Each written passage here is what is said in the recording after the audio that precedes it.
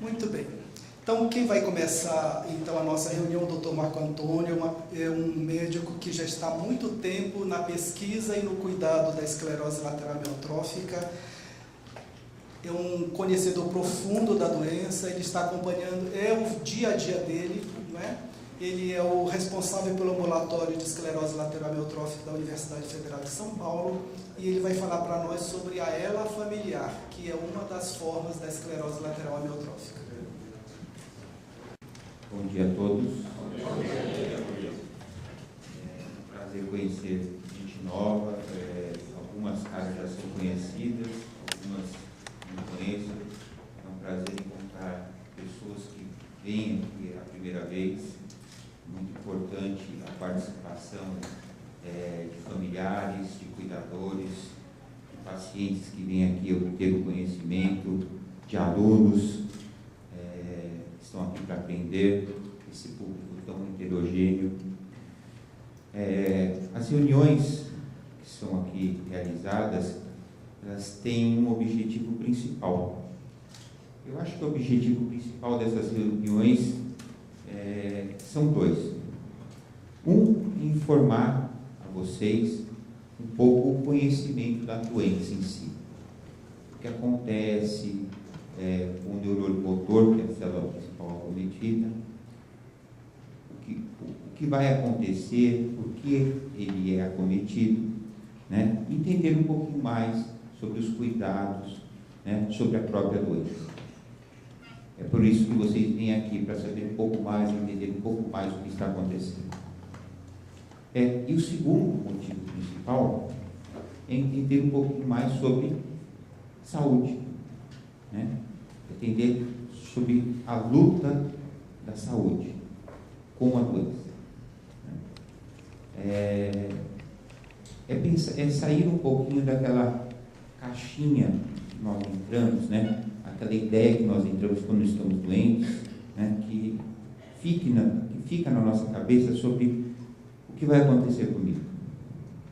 Se nós sairmos um pouco dessa ideia e pensarmos o que acontece, o que pode deixar de acontecer, entrarmos naquela ideia de saúde e luta, eu acho que essa reunião pode ser muito produtiva. Então essa mensagem é muito importante passar para vocês. As informações que eu vou passar aqui a respeito dessa aula, que é uma aula bastante densa, assim, a respeito de informações, são informações genéticas, que são informações diferentes de conhecimento sobre as diversas áreas de medicina. Eu vou tentar exemplificar da forma mais simples possível, apesar do conteúdo ser um pouco informativo, técnico, para vocês tentarem entender. Depois das dúvidas, as perguntas e respostas, nós vamos ter sessões específicas e eu vou tentar esmiuçar depois de uma maneira mais simples para vocês. A aula é sobre esclerose lateral amiotrófica familiar, ou, em alguns termos e alguns livros que vocês vão encontrar aí, a forma familiar.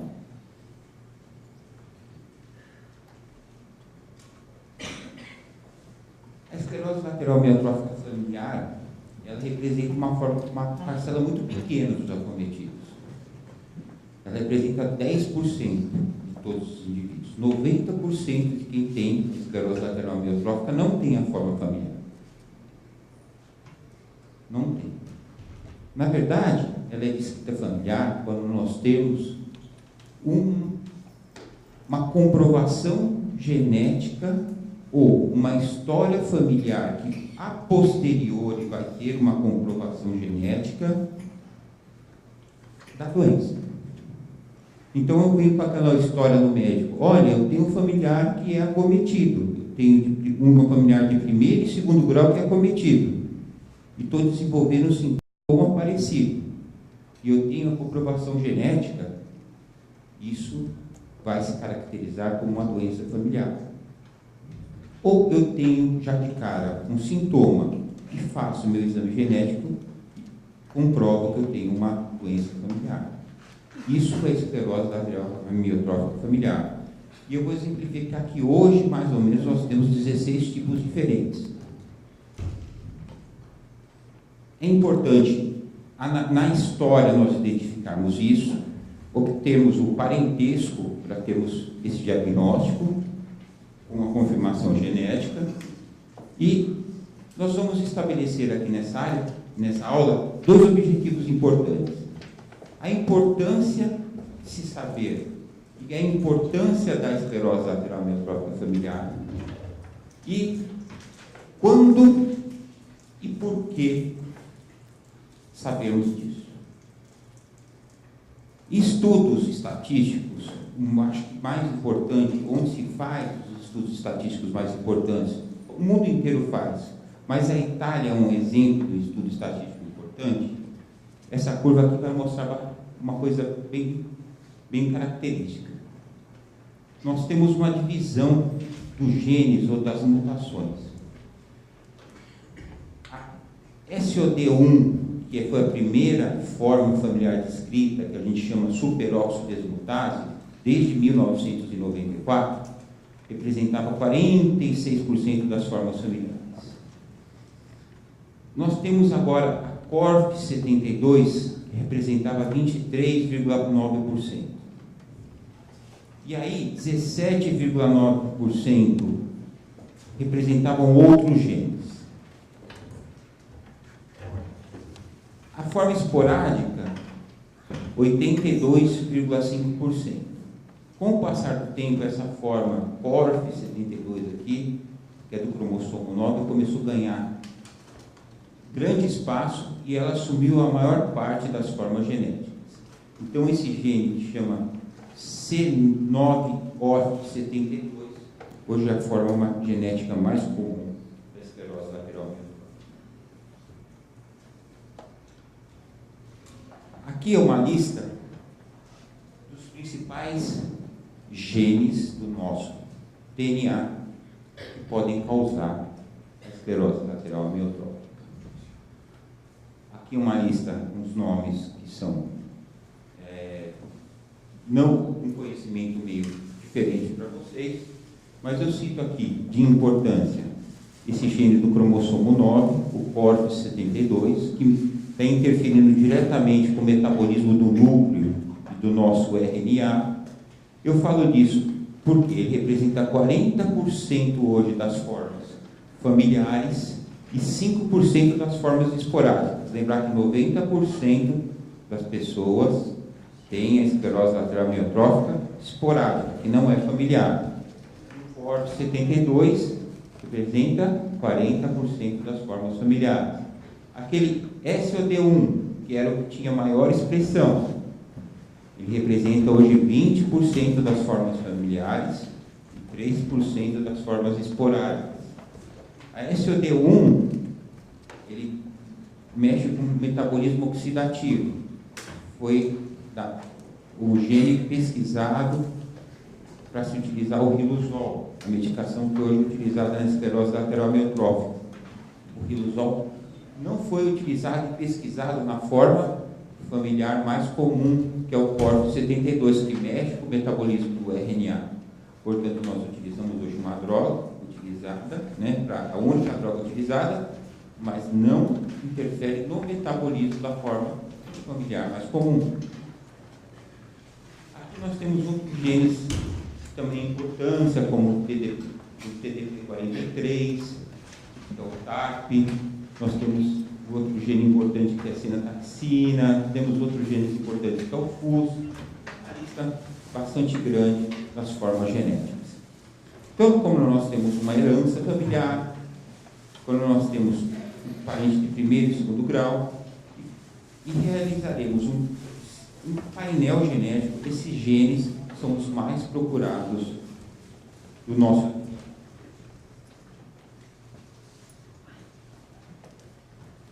Esses genes, eles vão fazer que papel? O que esses genes causam no nosso neurônio? Todos esses mecanismos são os mecanismos envolvidos.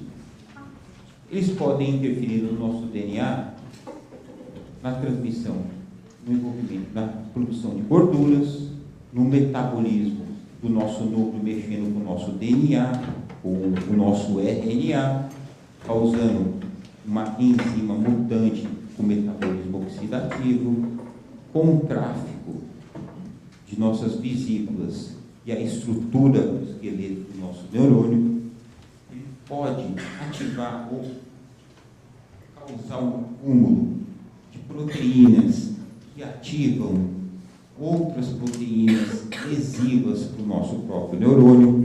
Eles podem interferir com a principal máquina energética do neurônio, que é a mitocôndria. Eles podem ativar com esse acúmulo essa célula, que é o astrócito, que funciona como uma célula inflamatória que lesiona o nosso próprio neurônio, assim como a micróglia, que é o sistema inflamatório também perineuronal, e ativar uma degeneração cada vez maior. Então, esses genes são altamente provocativos de lesão. Cada mutaçãozinha daquela, cada forma familiar, provoca uma alteração de cada mecanismo desse. Um gene, uma alteração, uma causa de lesão do seu neurônio motor, uma causa diferente de esclerose lateral amiotrófica, uma clara alteração clínica, um início de doença.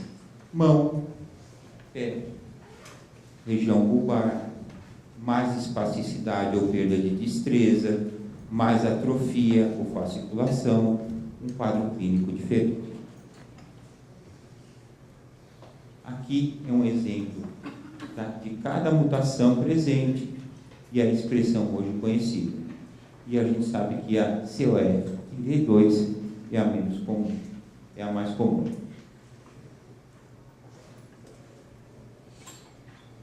Aqui é um gráfico mostrando um exemplo que esse cromossomo 9 hoje, de longe, é a mutação mais presente no mundo e todas as formas da esclerose lateral amiotrófica familiar. Por que eu estou falando tanto desse cromossomo 9 para vocês, a importância disso?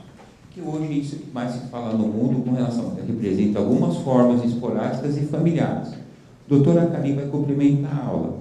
Eu não quero estragar algumas coisas, mas ele vai falar uma coisa bastante importante para você com relação às formas familiares.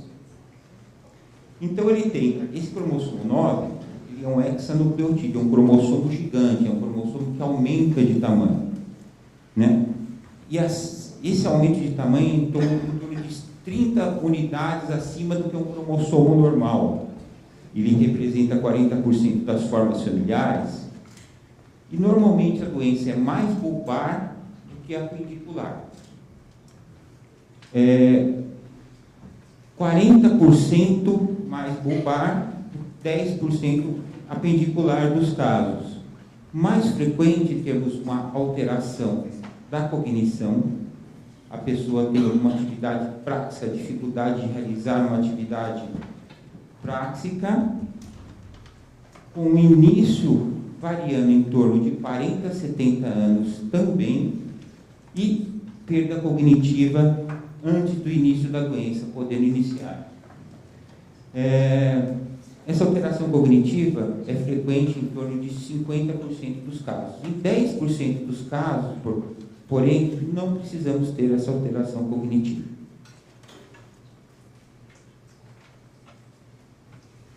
Outro cromossomo bem importante, alteração genética bem importante, é o que a gente chama de ubiquirina 2.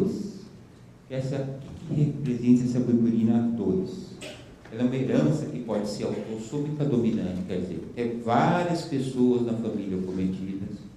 Ela pode ser uma herança ligada ao cromossomo materno e ela pode ter uma doença caracteristicamente ligada a uma alteração de demência frontotemporal, isso quer dizer, alterações cognitivas presentes. A ubiquirina, ela é uma proteína que ela participa do ciclo de formação de proteínas intracelulares. Isso quer dizer o quê? Eu tenho uma parte da minha célula, chamado retículo endoplasmático, e ele forma as proteínas que vão estruturar meu neurônio. E essa ubiquirina, ela funciona como um sinalizador, que vai determinar se essa proteína vai sair boa ou não.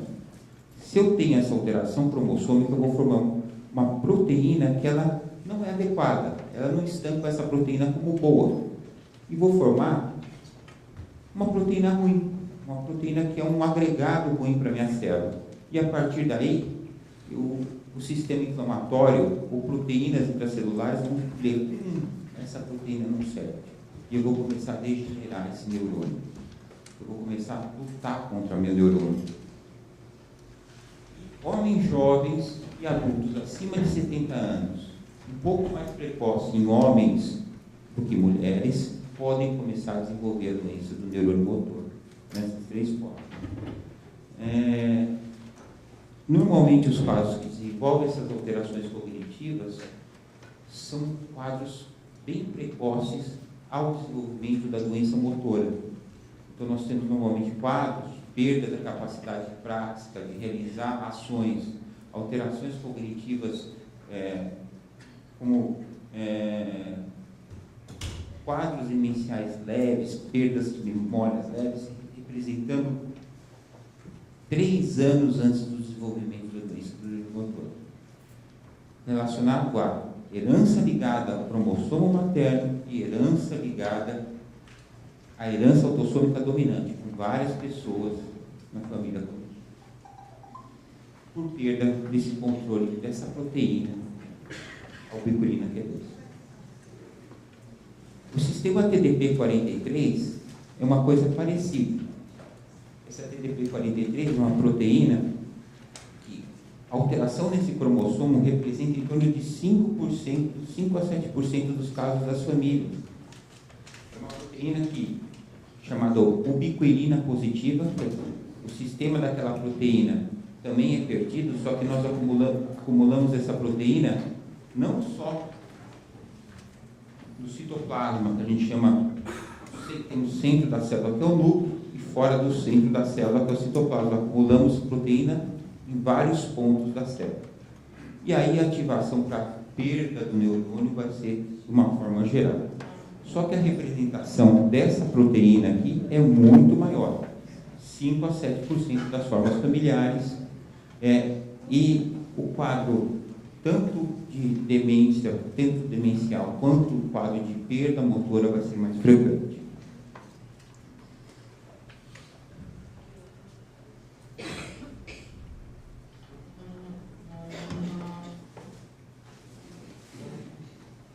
Aqui um exemplo para vocês do TDP-43.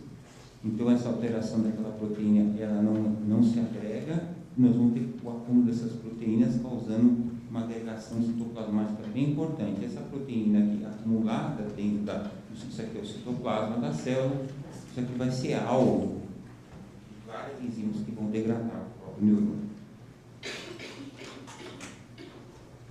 Existe uma outra proteína também relacionada à forma genética. Olha só, já falamos de algumas coisas que acontecem nas famílias, chamada proteína FUS, ligada ao sarcoma ou liposarcoma. É uma outra mutação. Essa é um pouco menos frequente que a proteína ligada a TDP-43, ligada à proteína ubiquinina E2, mas representa 5% das formas familiares. É uma outra nucleoproteína, também ligada ao complexo ubiquitina, só que ela mexe na ligação entre o nosso DNA e o RNA. Alterando essa proteína, nós não regulamos nossa transmissão genética. E a pessoa vai desenvolver a própria doença por acúmulo de substâncias tóxicas em torno do nosso núcleo e citoplasma. Normalmente, os pacientes desenvolvem 2 formas de doença. Uma forma chamada forma juvenil, de 17 a 22 anos, de curso rápido. E outra, uma forma variável, de evolução lenta, com atrofia de membros superiores, principalmente. Normalmente, nessa forma, não existe o acometimento cognitivo.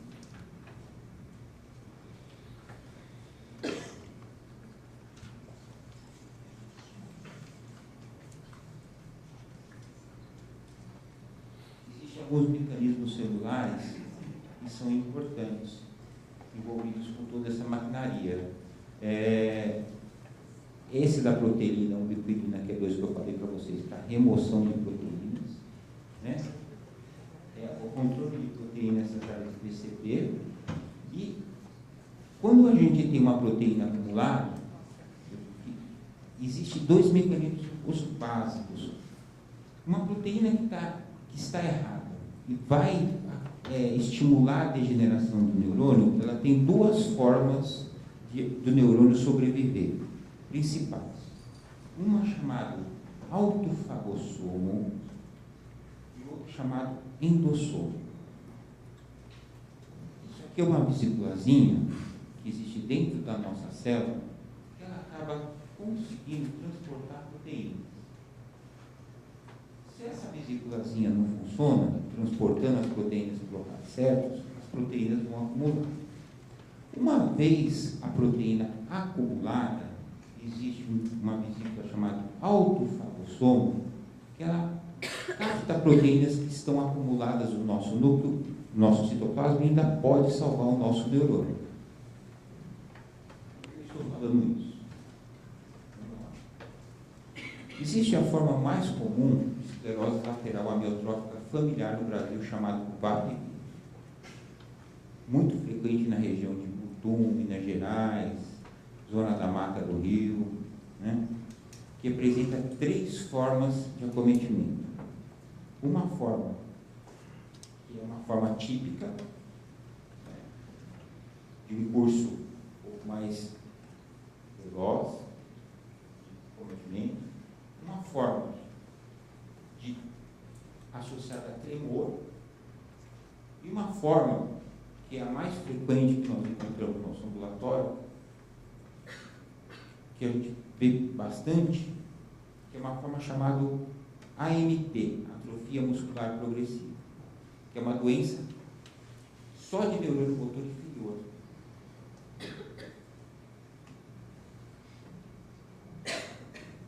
Que é uma doença que não temos reflexo, nós temos liberação piramidal, só temos uma doença de neurônio motor inferior. E aquelas vesículas que eu mostrei para vocês, os endossomos, são os principais alvos dessa alteração genética. Nessa doença, existe uma regulação do tráfego das vesículas endossomais. Elas são responsáveis pela junção, na verdade a VAP-B é responsável pela junção das vesículas endossomais dentro do citoplasma, para o retículo endoplasmático, onde a gente produz as proteínas, levar essas vesículas para a estruturação do esqueleto da célula. Ela está altamente ligada ao funcionamento das proteínas das células para a metabolização das gorduras das células. Se esses endossomos não funcionam, a gente não consegue metabolizar a gordura e não consegue formar as proteínas. Então, se uma não funciona direito para um lado da proteína, se desenvolve a doença. Se outra não funciona direito para metabolizar direito as gorduras, se desenvolve outra forma de doença familiar. Essa é a forma mais comum de doença familiar no Brasil.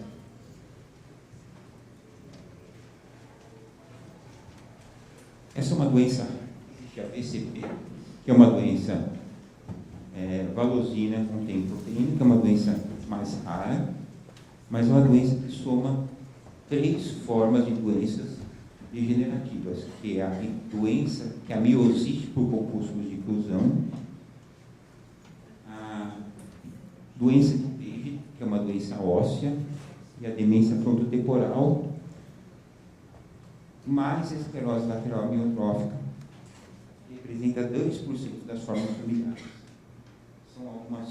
Tem 1% das formas esporádicas relacionadas com essa mutação também. A gente tem alguns casos, tem acho que 2 ou 3 casos no nosso ambulatório, um quadro bem característico. E tem algumas formas juvenis da doença. São algumas formas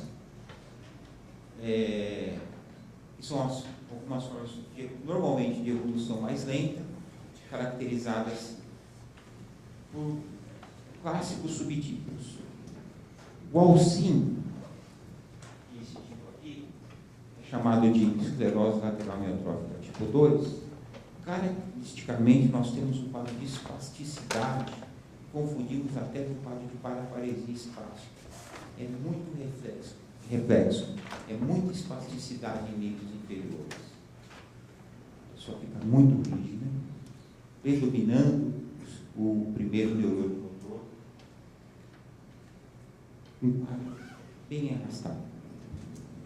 E a senataxina, que é outro gênero, nós temos um acometimento de adulto jovem, uma forma juvenil abaixo da quinta, um envolvimento só de segundo neurônio.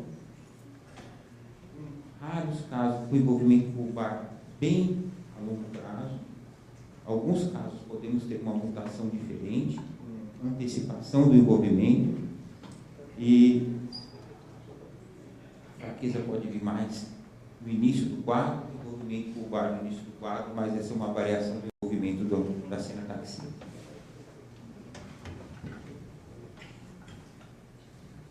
Mais ou menos em 3 anos atrás, houve uma descrição desse quadro da optineurin, que é uma mutação nova, apresentando um dos casos familiares, com variação ampla, associado também a um quadro de FTD de frontotemporal demência, apresentando 1% dos casos onde se perde aquela coisa que eu expliquei da autofagia, que é o mecanismo de retirar proteínas que são tóxicas dentro do neurônio. E esses estudos de autofagia têm ganhado muita amplitude para representar a morte dos neurônios. Eles representam 1% dos casos familiares. Um exemplo, quando se perde a autofagia, existem esses acúmulos dentro do neurônio motor. Esses acúmulos são alvos dos nossos sistemas de defesa, e o neurônio motor começa a degenerar. Aqui é um exemplo de um painel de algumas formas familiares de esclerose lateral amiotrófica, com algumas mutações conhecidas. Por exemplo, tipo 2, tipo 4, tipo 8, progranulina, anjo, optoneurina, como eu escrevi para vocês. Forma juveniza, como a alcina, a 4, a senataxina, a 8, a 9, apresenta 10%. E a manifestação clínica conhecida. Tem alguns genes conhecidos que não se conhece. A tipo 1, por exemplo, é a superoxidesmutase. A tipo 6 é o fusco-sarcoma, como eu descrevi para vocês. A tipo 10 é a TDP43 e outras taxas. O tipo de envolvimento, neurônio motor superior e inferior, e aí por diante. Então, um exemplo, uma tabela que representa uma forma geral, que eu vou deixar à disposição para vocês. Existem doenças que, as doenças neurológicas estão se misturando. Como toda essa forma genética está sendo misturada, por exemplo, nós temos uma doença genética chamada ataxia espinocerebelar, que a pessoa perde o equilíbrio. Mas existem mecanismos envolvidos que são genéticos, né? Como essa perda da autofagia, a agregação de proteínas tal, a albuminina Q2. Nós temos hoje, por exemplo, a ataxina 2, que é uma doença que a pessoa perde o equilíbrio progressivamente, e a alteração no cromossomo dela, de 20 a 33 repetições no cromossomo, o acúmulo de par de base, ela provoca agregados e ela aumenta o risco para desenvolvimento de esclerose lateral amiotrófica. De 20 a 23 agregados, esse acúmulo acontece e a pessoa desenvolve a esclerose lateral amiotrófica. Acima de 34 repetições, a pessoa desenvolve o quadro da própria dor. Bom dia.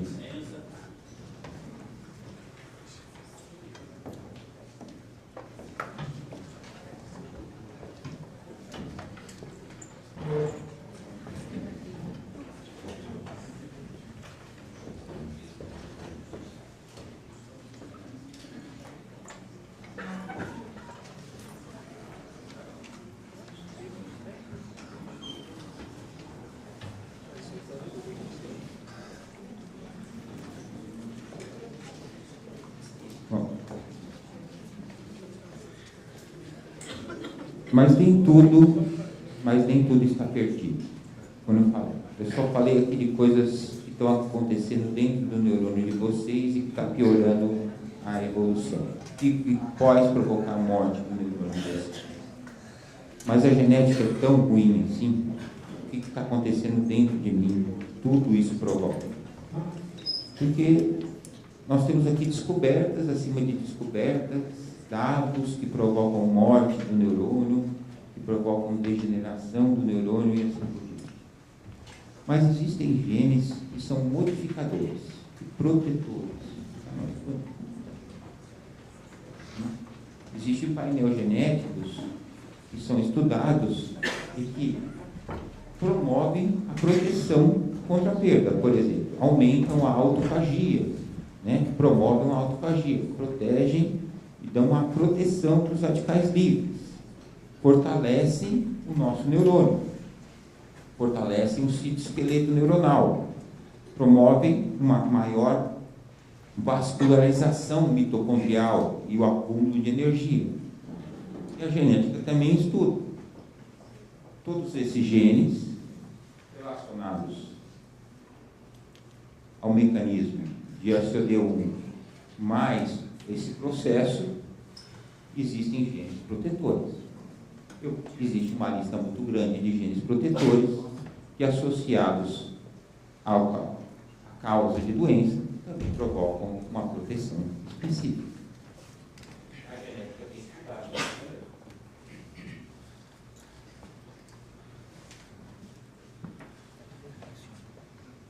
Como eu falei aqui muito para vocês, eu falei muito de alteração cognitiva.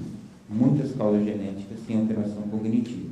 E hoje, as formas familiares são divididas entre tendo causa cognitiva ou não. Então, um mapa hoje de causa esporádica ou causa familiar está muito relacionado a pessoa ter alteração cognitiva ou não. É muito importante isso ser relacionado hoje. Às vezes, a história familiar está muito relacionada em termos de uma avaliação cognitiva. Isso é muito importante.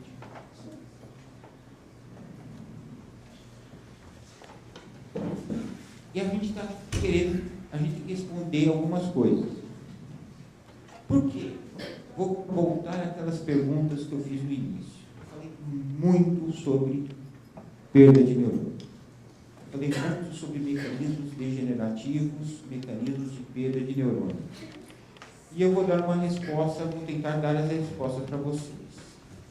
Por que e quando nós fazemos uma avaliação da ela familiar? Por que fazer? Primeiro, para entender os mecanismos causadores. A ela familiar, por ser menos frequente, é muito mais fácil ser estudada. Todos esses mecanismos que nós conhecemos, nós sabemos aonde atuar. Qual mecanismo está provocando a degeneração do motoneurônio. Então, nós sabemos aonde ele está. Nós podemos atuar nesse mecanismo. Fica mais fácil. Segundo, através desse mecanismo, é onde nós vamos desenvolver as técnicas terapêuticas. E a doutora Thalia, a aula dele vai ser sobre isso. Esse eu vou deixar para ele falar. Ele vai dar uma super aula para vocês. E quando que nós fazemos o nosso teste genético? E por quê? Quem? Vocês vão perguntar para mim. Doutor, eu quero fazer meu teste genético. Porque o meu parente tem uma doença genética. Existe uma recomendação básica. Se existe uma pessoa acometida, se eu não tenho a doença, existe um parente de primeiro ou segundo grau acometido e eu preciso fazer o diagnóstico, eu tenho que fazer o teste genético para determinar a minha doença, meu perfil de DNA. E aquele que é não sintomático, não tem a doença, eu devo fazer? Doutor, eu tenho genes protetores, que o senhor falou. Mas eu preciso saber se eu tenho a doença. Como eu vou responder essa questão? Ainda a orientação hoje é não realizar o teste genético. orientações das associações mundiais. Continua aqui a resolução. Por mais que a gente tenha ansiedade de resolver esses casos, nós temos que conter essa ansiedade ainda hoje.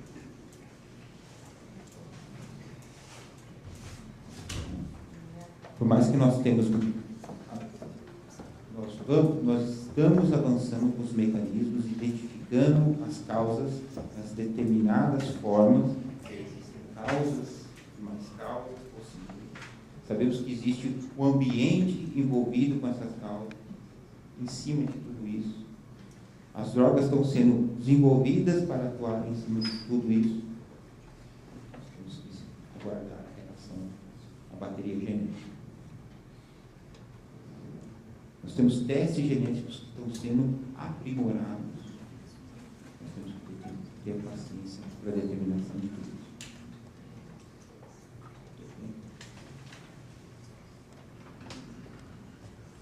Muito obrigado, gente.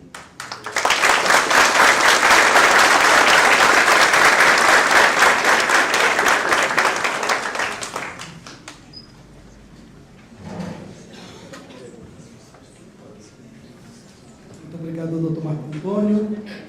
Então, embora a ela familiar seja 10% de todos que se conhecem a esclerose lateral amiotrófica, foram essa forma genética que permitiram o conhecimento do mecanismo da doença para se entender os 90% que é a forma esporádica, que é aquela forma de doença que acontece em um membro da nossa família e nunca aconteceu e talvez nunca mais aconteça.